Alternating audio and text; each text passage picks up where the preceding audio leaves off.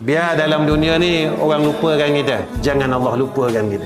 Biar dalam dunia ni orang tak tengok kita, tapi Allah tengok kita. Biar dalam dunia ni orang tak hargai kita, tetapi Allah menghargai kita. Manusia ni tuan-tuan selalu khianati kita. Manusia ni selalu sakitkan kita. Yang tak pernah sakitkan kita Allah Ta'ala.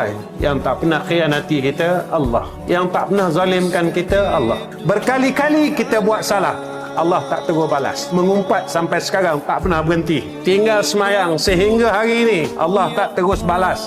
Allah tak terus celakakan kita. Allah tunggu kita. Allah nantikan perkataan taubat kita. Tapi manusia, sekali kita buat salah dan dia terus balasnya, sehingga seolah-olah dia mahukan kita mati, seolah-olah dia mahukan kita ini tidak ada dalam dunia ini. Tapi kita tuan-tuan masih tak pedulikan Allah Subhanahu wa ta'ala.